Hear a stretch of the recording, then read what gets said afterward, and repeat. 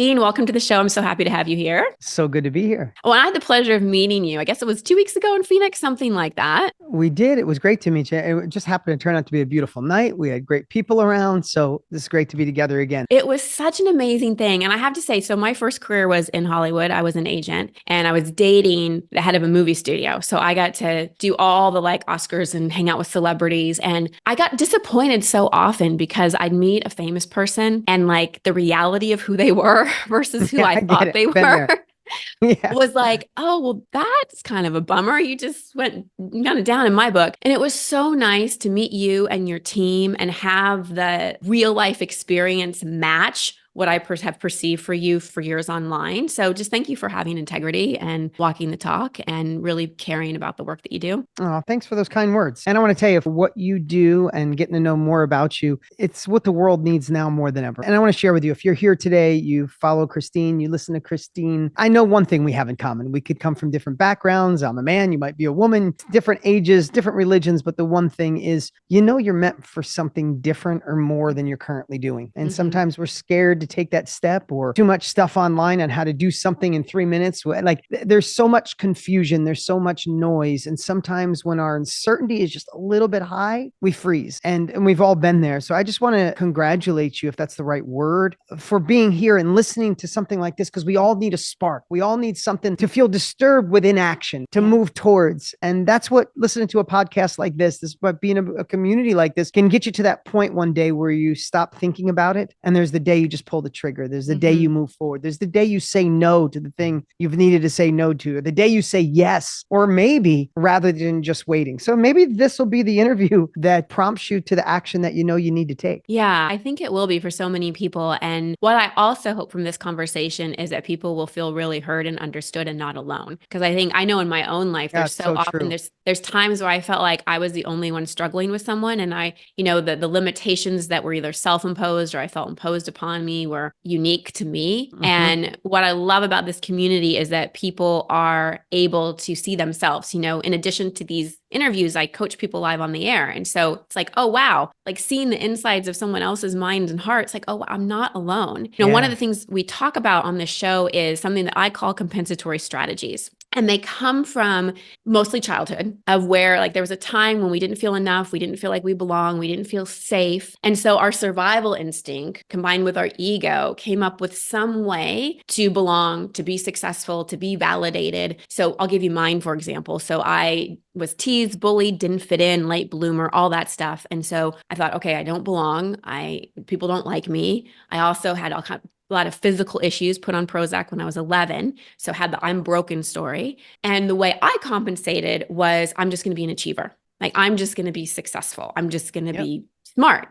And it served me to a point, Dean. I told you about my first career, and enough was never enough. There was always an emptiness inside of me. And I didn't get to, my true passion and purpose until I understood that what was driving me was more of an away from motivation and more of a compensatory strategy than a true internal authentic desire. And I find that most successful people have a little bit of that until they do some personal development work and something switches on and they change what's fueling them. And so I'm curious for you, did you ever have a compensatory strategy? And if so, what was it? And how have you updated it over time? Yeah, great question. Of course, I think we all do. I'm going to start with the end in mind, then I'm going to go back and I'll share. So this might not be the most correct answer, but sometimes I still believe we need to go to the dark side and tap into that to get the rocket off the ground. We can't live there. And I know for me, so I'm going to just let me plant that seed that sometimes I believe at any age, at any time, how much personal development you've done, even if you've grown past it, sometimes we need to go the dark side. We need that extra rocket boost. We need I grew up around cars. They used to put nitrous oxide on cars to go faster, right? That's race cars. They have a nitrous oxide tank and they hit it just for a quick boost. If you hold the nitrous oxide button, I don't know if you know this about cars. If you hold the button, about cars. Okay, so nitrous oxide is a burst of gas that goes into the motor, right? It's a combustion engine that runs on explosions, right? You hit nitrous oxide, it burns a lot hotter than gas. It makes the engine go really fast and the car goes really quick for a short period of time. If you hold the button down, it burns the engine out. You can only do it in short bursts. And it's the same thing. I think we all need that little bit of dark side. Sometimes when we're feeling like a procrastinator, we're feeling a little scared. We want to get out of this job that's unfulfilling. It's killing us, but we're so scared to try something new. Sometimes you got to hit the nitrous oxide button. Sometimes you got to hit the dark side just to move you forward, but you can't live there or else you burn out. So that's my theory. So if I really think back and people say, what was the reason you were successful, or what, very similar story to yours. I needed to achieve. My parents were married 9 times between them. My mom 5, my dad 4. Crazy stuff as a child. We all got our own stuff. My dad was the youngest of 12. He was physically and sexually abused, never hit me or my sister, but never took the time to work on himself. So he mentally tortured his wives. My sister hasn't talked to him in 25 years. His brothers and sisters didn't talk to him. His ex-wives don't talk to him, but I'm in a place now. He's 88. He's amazing. And I get to see him every week. Long story short is watching my dad struggle so much and fight with everybody and drive everybody away. And then when I was 11, I moved in with him. By 12, you were on Prozac, you said? By 12, I had a bleeding ulcer. I came home from school and I threw up blood because he'd make me so scared that he was going to do crazy stuff. And then I couldn't tell him I had a bleeding ulcer because if I did, he would blame my mom for leaving him 10 years prior. So I had to tell only my grandmother and confide in her and go to doctors. I was on Pepto-Bismol and little purple pills when I was 12 years old because I was so scared he was going to fight with my teacher or fight with the waiter or fight with anybody, right? So not poor me by any means. I'm just saying we all have that. Here's what I know. 2 things I learned from that. One, all I ever cared about as a kid, if I'm really honest and not talking about, I dreamed of bigger and better things. You know what it was? I didn't want to be my dad. He was broke. He was alone. He fixed cars and never had enough money. I had to go to school without lunch money some days. And all I know is my dad was not in control of his decisions. Money was in control of his decisions. If we had lunch money or we didn't, if we had gas or didn't have gas, if we could afford to pay the heat or didn't afford the heat and had to just use electric heater because we had electric, but no oil. Like all I saw was he wasn't in control. He didn't make money. Therefore, life controlled him. And if I really think about it, I was like, I'm going to get money. I'm going to be in control. Nobody's going to make me move 20 freaking times by the time I'm 20. I don't have to get new step grandparents and step cousins and brothers and love them. And then they're gone one day. It's like, if I think of all that, I just didn't want to be him. And that got me out of Egypt. But if I would have just kept pressing that button, it would have never got me to the promised land. There is a time when you go from, hey, I'm getting away from pain. How can my life be more abundant, more joyful? How could I donate more, give more, be more, take care of the people I love? So there was a transition in that. That's the first part. And if I'm going too deep on this, you can always reel me back. Oh, no, there's no too deep on this show. Okay. So now I'm just going to share the other part that I think is important. So I just want to say to everyone, we all have our stuff and I'm not making mine greater or less than yours. It's all our stuff and it feels the same way. I just want to say there are still some times in my life that I will revisit that for a second if I need an extra burst, but I don't live there. It's moments. It's not days or years like it might have been as a younger man. That's number 1. Number 2, though, over time, and you know this because this is your life. This is what you coach on. This is what you teach. You start to realize that all of these things were designed for us. At least that's my belief. And when you really believe that, whether you want to believe it or not, couldn't it be true? I remember Wayne Dyer, when he first got diagnosed with cancer, I remember listening to an interview that he did. He's like, I could focus on that the cancer is going to kill me, but I'm just going to wake up every day and say, I'm going to be the crazy bastard that beats cancer and everybody's going to talk about it. Right. And he said, that's what I get to focus on. And I'm on a good mood every day because I'm the guy beating cancer. He ended up dying of a heart attack, I believe, not the cancer. But I remember that. And I remember thinking, okay, so I can focus on all these things that happened to me as a child as, wow, that shouldn't have happened. It's sad. And maybe it shouldn't have, or I could say, wow, that was designed for me. And I get to be this guy now that gets to do events with 2 million people show up on day 1 and all this fun stuff. I get to be partners with Tony Robbins. I get to have this great conversation with you. I get to do these cool things. Tony Robbins and I are doing this big event. I don't know if I would have had any of that if I didn't go through that journey. So I just want to share one more thing on this. As I started thinking, I don't know if it was in my 40s or my early 50s, probably in my 40s, I started thinking, what really, like not just, oh, this happens for me. Like, what if I really believe that someone designed this life for me so I could be me? The father I am, the husband I am, the friend I am. What if it was all designed for me? What would have had to happen? And I thought back when I was 11 years old, I lived with my mom and my dad was so mad that my mom was getting remarried again and so angry that he threatened us. He threatened our lives and he came and knocked all the windows out of the cars and all this stuff. And we were so scared that my mom packed us up at a motorhome and this is some stuff I hardly ever share. So I'm in a space today, Christine. So I hope you don't mind. Oh, I'm So blessed. Thank you. we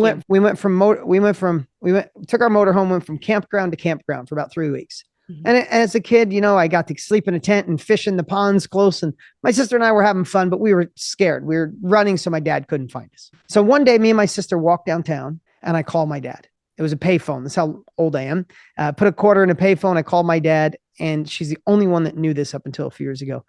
My dad picks up the phone. He starts screaming, "Where the heck are you? I need to come get you right now." And I said, "How will you stop this? Mom's scared. My sister's scared. How will you stop?" He said, "Move in with me. I'll leave him alone forever." So I told my sister, I walked back up to the campground. I said, "I'm moving in with dad." I wouldn't tell my mom why. She goes, "You're crazy. You're not." I did. I told him where I was. He came pick me up. He never bothered my mother again. So I move in with this guy who's my dad, who I had seen every other Sunday since I was young, right? They split when I was little.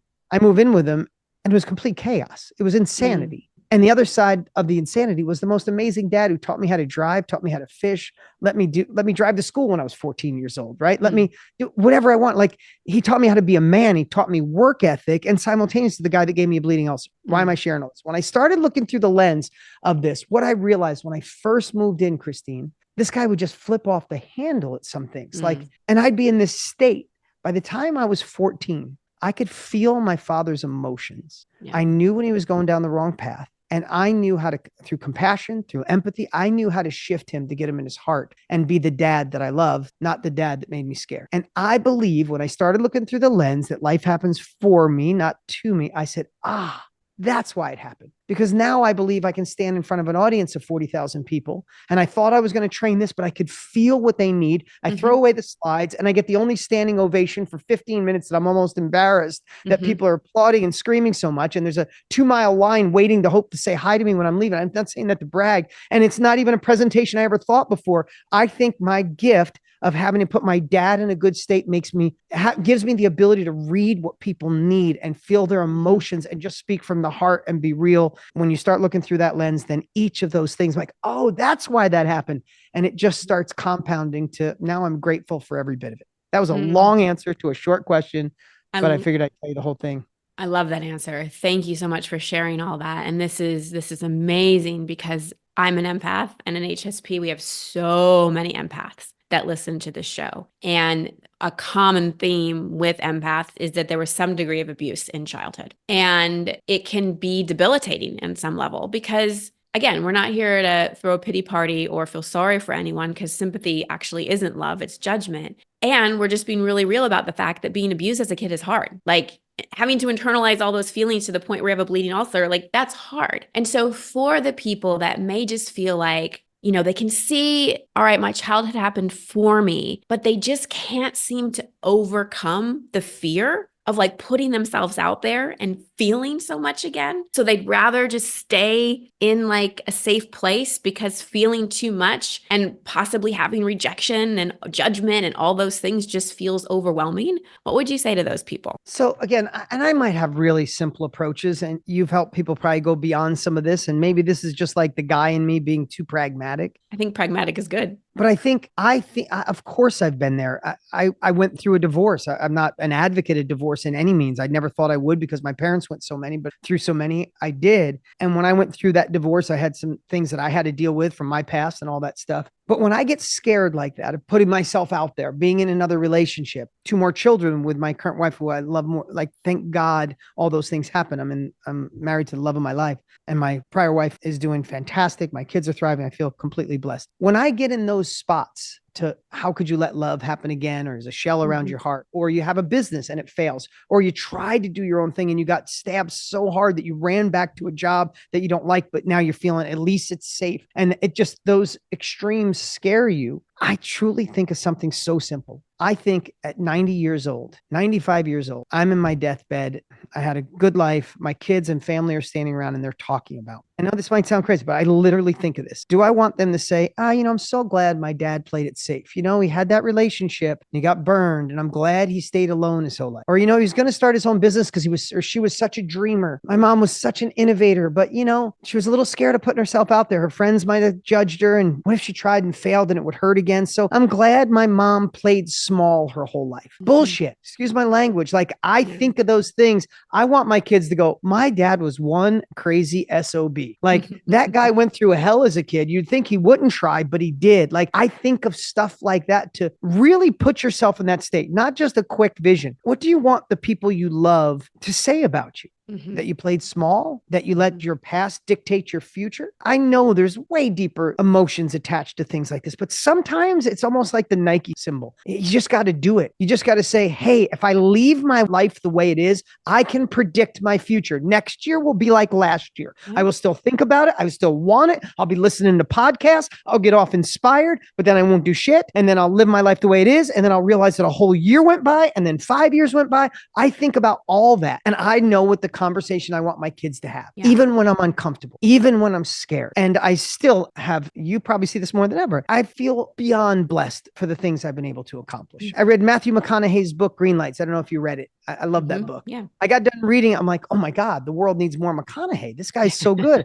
I got a hold of him. We decided to do a partnership. I helped him create a course out of it. We did a live event. We had 2.5 million people show up day one. Who would have ever thought any of those things would have happened? But if I would have said, hey, when you put yourself out there, you get hurt. Or if I let my dad make me feel small, like I never would have had these opportunities. And simultaneously, the byproduct, I've provided 30 million meals through Feeding America. I provided almost $1 million to help children in slavery. We've built schools in Africa. We're doing stuff right now. I mean, none of that would have happened if I would have let my past dictate my present and my future. And this sounds like I'm patting myself on the back because I'm please no, I'm not. I'm hoping to inspire because I did half of these things, Christine, scared to death. And there was years that I went on thinking, when are they going to figure out I'm not that smart? As I got more successful and grew and bigger partners and meeting these people, I'd be in certain rooms. I'd be like, I am the dumbest guy in this room with the least amount of education in this room. I hope they don't find out. And I finally grew into my abilities. My smartness has nothing to do with any of that.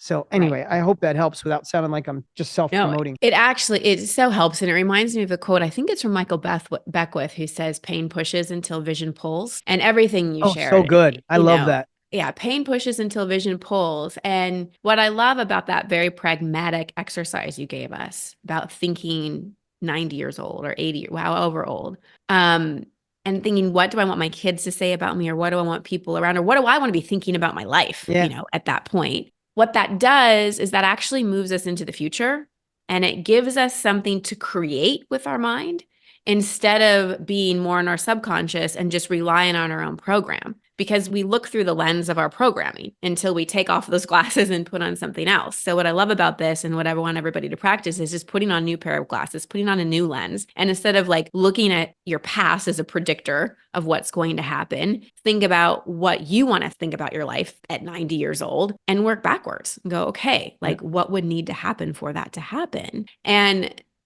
when we think about like overcoming fear, what I heard you say, and I've said this many times too, is like, if I waited to not feel scared to do something, I don't know where I'd be, maybe living with my parents, like, who knows? Like, I just wouldn't do anything. And so I just want to land, like, fear is not a good reason not to do something. It's really one of those things where it's like, okay, how can I be scared, but move forward anyway? So in those moments where, especially when it came to business, because business can be risky because so much of it is tied to money, and for people that like really, want to take a risk in their career or business or anything like that, and it hits their survival fear, right? Because money is tied to like, can I eat? Can I pay my bills? Can I, feed my kids? And so it's not just a fear of, oh, am I going to be embarrassed? Or, oh, am I going to be rejected? It feels like a really primal fear. Yeah.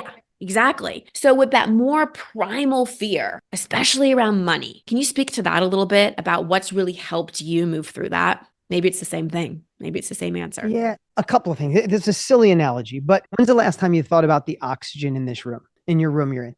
You're not thinking about it. And if you're listening right now, you don't go, wow, there's so much oxygen here. I don't have to, like, you don't think about it because it's abundant.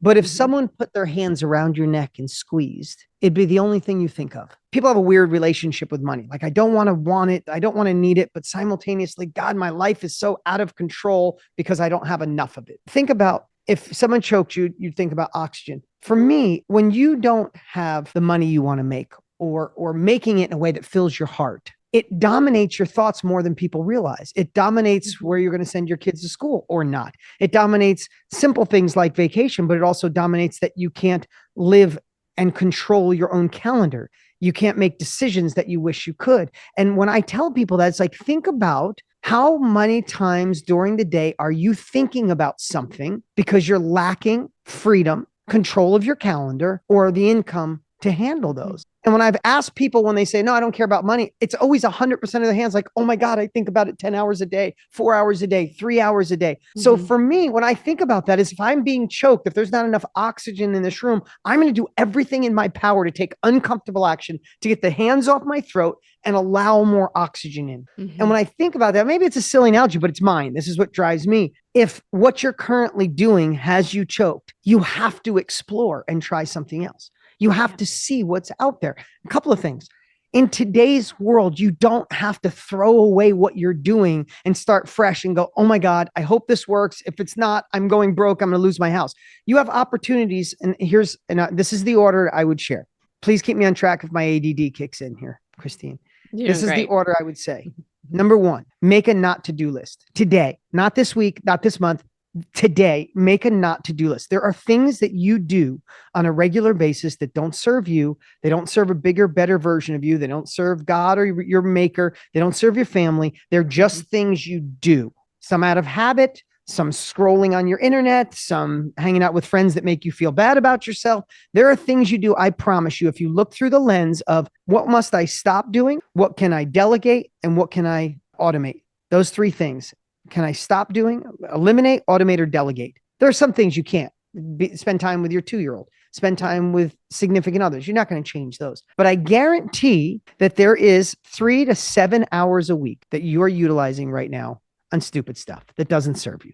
So make a not to-do list. Open that time up and then explore opportunities where you can slow roll into something else. So when you start to see if it's working, if it aligns with your soul, if it actually starts bringing you money, that there's a time where you can go, hey, I can make this educated jump from this career that's safety but killing me into something that I'm in control. And is there less guardrails doing their own thing? Of course. And is there less guardrails? Of course. That's the good part and the scary part all at the same time. Yeah. But in today's world, because we can work from home, we can do things on our computer because there's great. I'm not talking about getting rich overnight for doing nothing. I would say not to-do list, open up the time, explore, and find the thing that you could slow roll into when proof of concept is there, then get the heck out of the thing that's slowly killing you. And this is why I love so much of the event that you and Tony are hosting that's coming up called The Game Has Changed, because I want to talk a little bit about how the game has changed in terms of making money, because we're really changing our paradigm of how money is made. Like for so long, it was like, okay, you go work for a company and you work. That's what I saw my dad do. He worked for a company. He started when he was 20. He retired at a certain age. He got a cake. Like that was the whole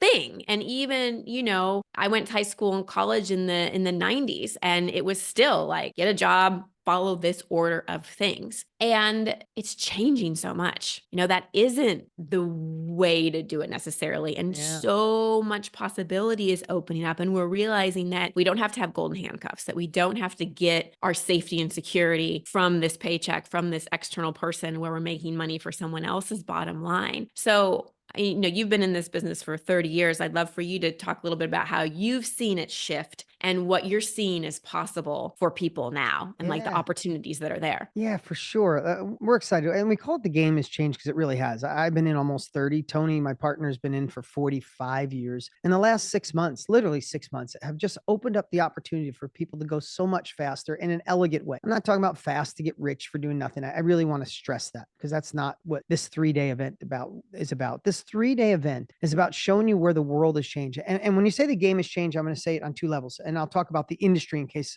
that isn't clear right now.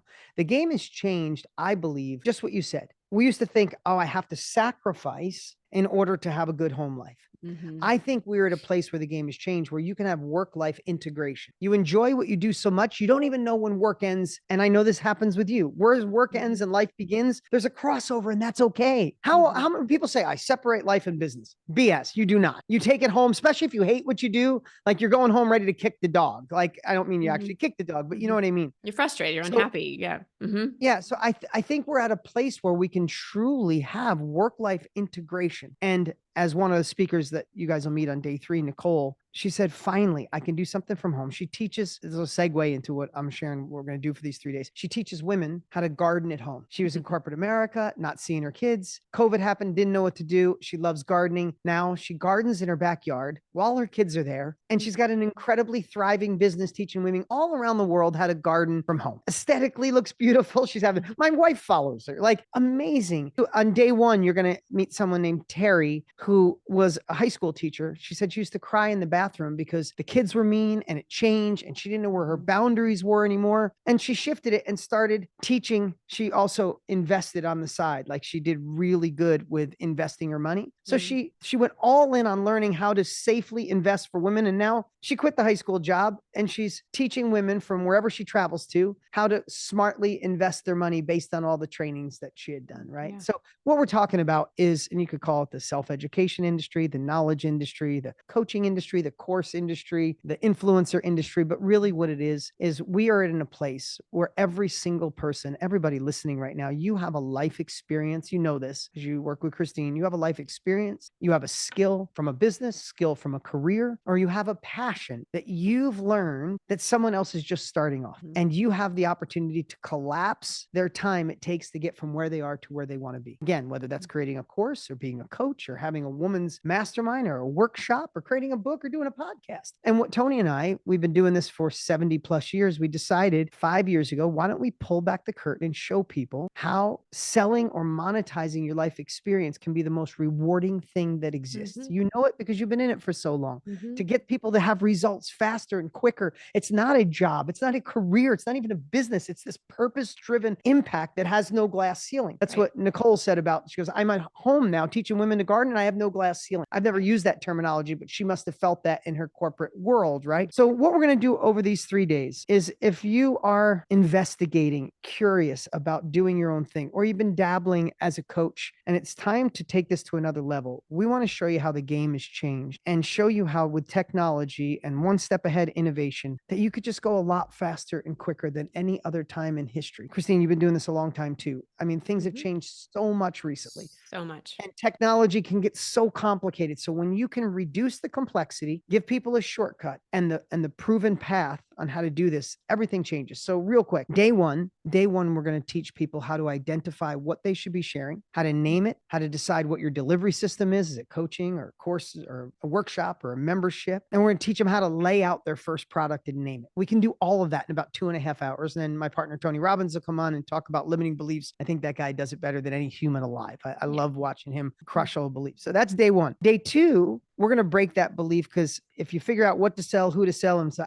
you feel good about it, then people think, oh, I have to sell it. Day 2, we're going to crush that belief by teaching you how to sell through service, that you're not really selling. You're providing a product or information that can help someone go quicker, that you're actually serving them, not selling them. And we'll take that mystique away. So day 2 will show you how to find the person that wants what you have and how to elegantly get them to say yes. Day 3 is about how to use automation and some of the crazy stuff Tony and I have created to be able to teach with confidence. So it's an amazing 3 days that I would say, if you've ever thought about doing your own thing, if you're unhappy in your current career, if you've been a coach, but it's time to take it to the next level, come investigate 2.5, 3 hours a day for 3 days. That's what we're doing. So sorry, I went on that. I'm just so, no, I'm so passionate because you were here. We've been working a year putting this event together, a year, almost every day. So sometimes I don't even know how to explain it because I'm so freaking ecstatic. I feel like just going, you don't need to hear anything. Just be there. Like whatever it takes, just be there. And it's free. So that's the best part. It's free. And everybody, you can go to christinehassler.com/game and sign up for this free 3-day event. I'm going to be there for sure. And just a little sidebar here. So Demetrius got into my DMs and I get a lot of DMs about like, do this, hire us, be affiliate for this, do that. And I completely didn't go on my intuition. Like, I don't care what name it is. I completely go on a feeling. I mean, it was your name, but it was Demetrius that was.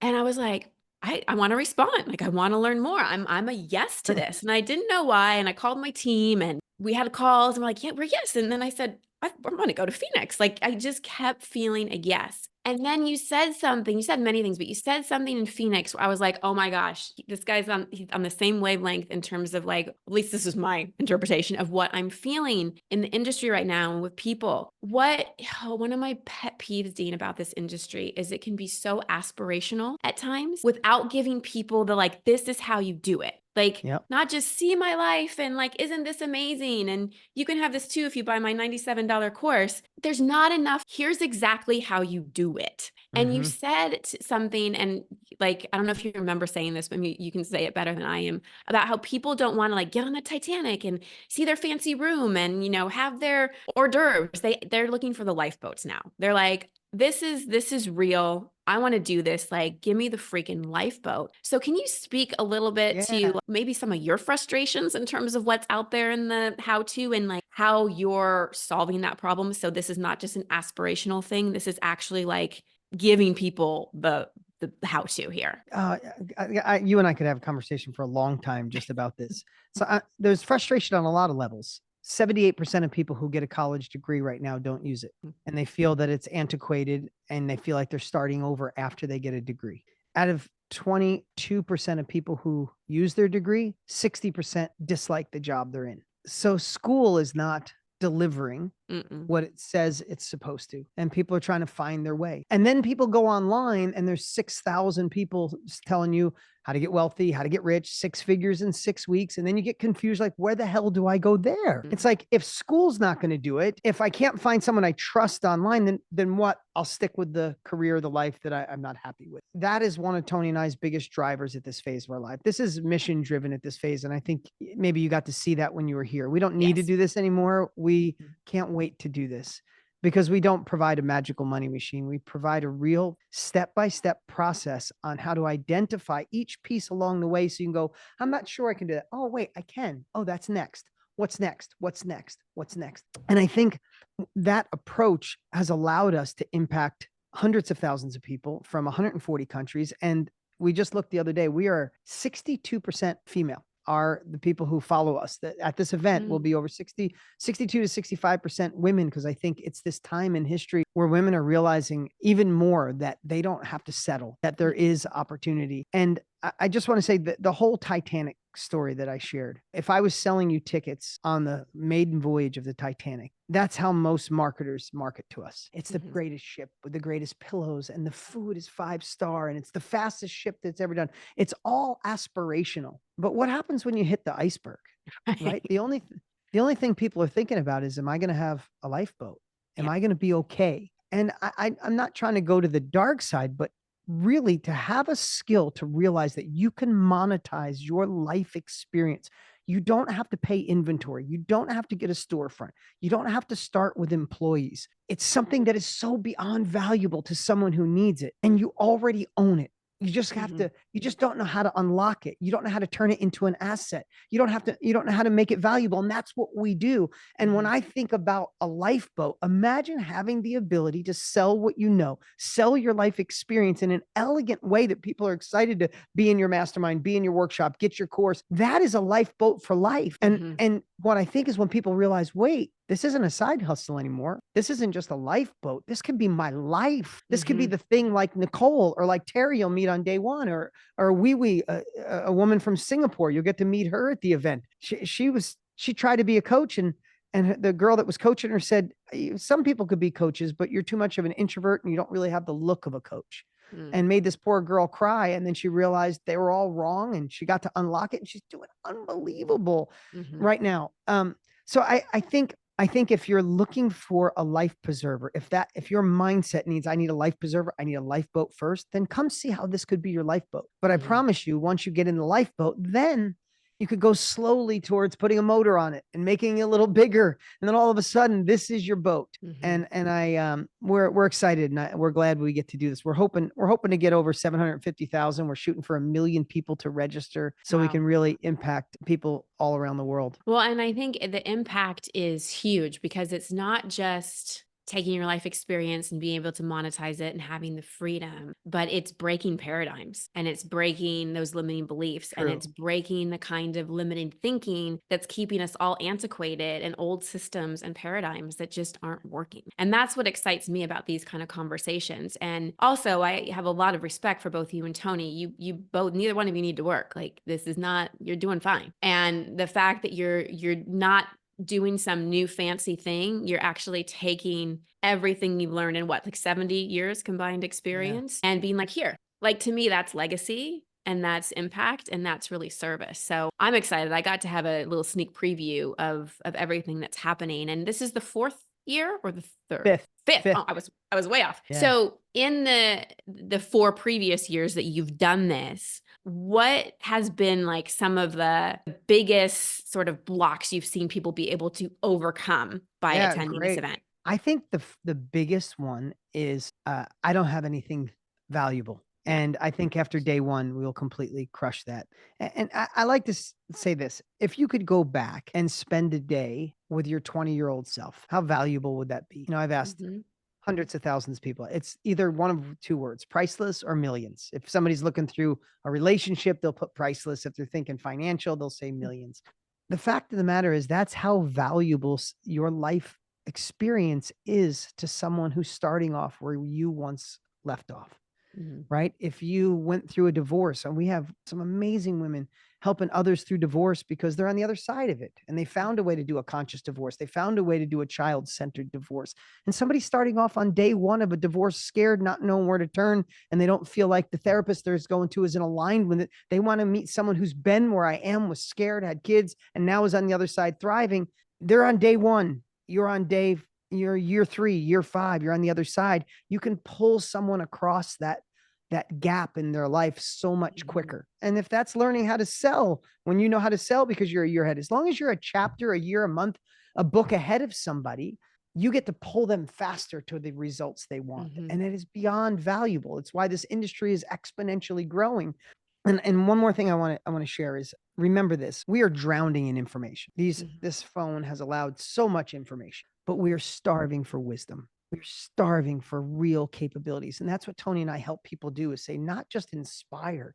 How do we extract from you the things that you learned along this journey that can help get somebody to take action and get results? And when you understand how to take your knowledge, your experience, and turn it into wisdom for others, that's when life changes. So a couple of more things is, no one know, I don't think I have something that's valuable. Wrong. I promise we'll crush that on day one. Number 2, people think, well, I have to have a huge following on social. Wrong. Absolutely not. We have some of our students who don't want to do social ever, and they're doing insanely well. And that's not how you start. In fact, we teach the opposite. I would never teach you to go build a big following before you start impacting others and selling. You start by serving and coaching or a course creation first. And when you do that so well, your social will build on its own because you're doing so well for people. So some of the things that you think or might have heard or you're looking in from the outside are actually all wrong. And even when I see someone, I'll run an ad and say, I'll show you how to get 1 million followers in 5 weeks. It's like, you don't need 1 million followers. You need a process. I don't have a huge social. I've never prioritized social media, and I'm doing just fine. Like I could live my rest of my life without social media and be totally fine. Another thing that I'm glad you brought up the example, I think her name was Weeby, the coach who said, who was told that BS. Because something else I hear from people is, they may look at you and I and like we both have energy and may think I'm a huge introvert. I'm a huge empath introvert.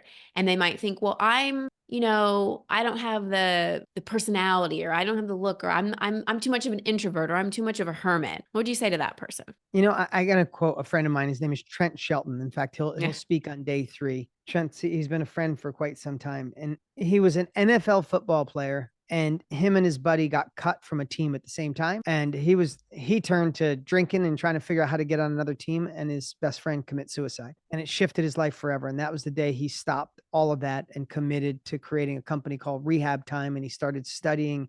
And he's one of the most incredible, motivational, inspirational speakers you'll ever hear in your entire life. And he went on, he said, his first year of trying to be online, he said, he had 3 likes: mom, his aunt, and his cousin, and he said, but what he realized when he was trying to be other people, he realized that his voice, there was people that were put on this earth only that could hear his voice. that could only be transformed by his voice. And he said, I'm not Tony Robbins. I'm not Dean. I'm not, Brene Brown. I'm not this. I'm not that. I am Trent Shelton, and I'm just going to be me. And when he started just being me, and he didn't shift the way he talked or the way he looked or how he wanted to dress, he said, all of a sudden people are like, yeah, that's me too. And Tony and I helping people now for 6 years, we've been doing this for over 70, but now helping people do this, we realize when people just become themselves through this cell phone that I'm holding up, we are connected to everyone. And when you know how to find your tribe, I'm an introvert. People would never think that. I'm a massive introvert. I'm so good on camera. I'm so good on stage. I can get in front of 50,000 people and rock the audience. Go to my 4-year-old son's friend's birthday party, and I got to talk to the parents. I'm petrified that I have to do get it. And it's like, oh my God, I hate small talk more than anything. Oh, so hard. I try so hard, but it's not. But my whole point is, if you're quiet and shy, when you meet Wee Wee on day 3, she's quiet. She's from Singapore. She has an accent, and she's doing incredibly well. Let her tell her story. She found a tribe that are quiet and introverted and a little shy, just like her. Yeah. And when you realize you don't have to be someone else, you just got to be a comfortable version with you. Then you realize that there are people that need to be heard, that they need to hear you. There's nobody else on this planet they're going to listen to. They need to hear you. And I think when you think through that lens, it changes everything. It does. You said something about wisdom I wanted to circle back to for a moment. One of my expertise was generational diversity. And I used to do a lot of corporate consulting because it was when the whole millennials were coming onto the workforce and we were having these huge generational gaps. And one of the biggest issues that I saw was knowledge transfer. So I remember going to one company, and we went to their factory, and the person that hired me said, we have this problem because the millennials come in with their computers and their gadgets, and they're trying to figure things out. And, the boomers come in and they can, especially the older boomers, they can just hear the problem and go, oh, this is a problem. But there was no process for knowledge transfer. And it was a huge loss for so many companies because they would have this wisdom retiring. And this cannot give you that. And so I'm not calling you or Tony old by any means. No, it's okay. And you have more wisdom than a 28-year-old or 38-year-old, saying, follow my course and da-da-da. And I'm not dissing any of those people, but I think that's one of the reasons I was so drawn to be partners in this, is that there's so much wisdom that you're passing on, and that the value of that is huge because you things that you and Tony have learned over time, the mistakes you can save us from. And no, exactly. No, I get it. And I mean, I was just talking to somebody today when I started 29 years ago. This industry was not cool. You didn't tell people if you had a coach. You didn't tell people if you were in a mastermind. You didn't tell people you bought a course. You kept all that on the down low. Now you go to dinner with people like, oh my God, I'm in a mastermind about this, or I bought a course about this. Oh no, I have a coach for that. It's like, this is where this industry is growing. So that's number one. Number two, when Tony and I were thinking about doing this, we sat down, we were friends for about 5 years, and we just decided we weren't going to do business together, but then we decided, let's do something. We said, the thing we want to do, we want to leave a legacy. And some of the things, meaning not like, look at our legacy, meaning before we leave this earth, if we could make self-education the new normal, and we could make people realize that if they die, it's funny you say, if they die with wisdom in their brain that they didn't share, they should feel guilty. They were the two things that drove us, making self-education the new norm. And if people die with wisdom in their head without sharing, they should feel guilty. Because Tony Robbins went to a Jim Rohn event, old school personal development teacher, that shifted his life. I bought Tony Robbins' course. It shifted my life. If we didn't have those, I don't know where I'd be. So we just said, how do we carry that legacy on when we're done? Just pull back the curtain and show people what we figured out over 70 years. And we didn't used to do it. We're still doing the biggest events in the history of the world. So it's like, we didn't used to be good. We're still out there cutting edge, right? So absolutely. So we're excited. And I thank you so much for this time. And I thank everybody watching and listening right now. There's a million things you could do. You spent time with us today.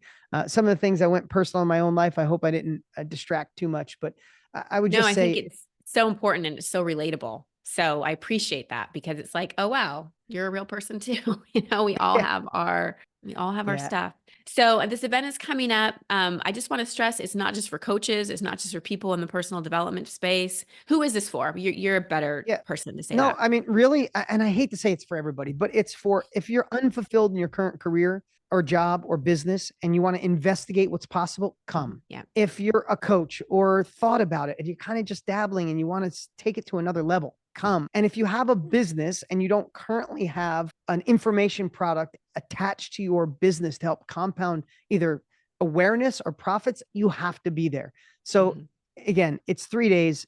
It starts on June 13th through the 15th, about 2.5, 3 hours a day. It's not kind of free, it's totally free.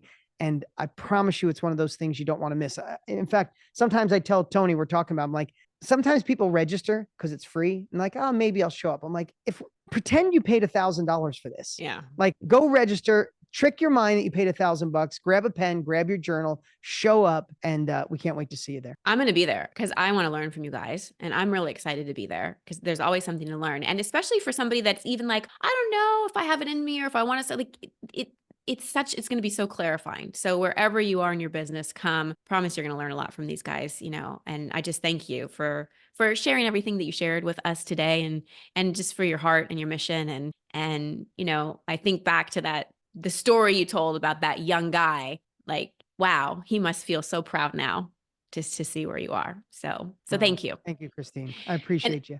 yeah, I appreciate you too. And everybody go to christinehassler.com/thegame. That's where you can register, and hopefully we'll see you there.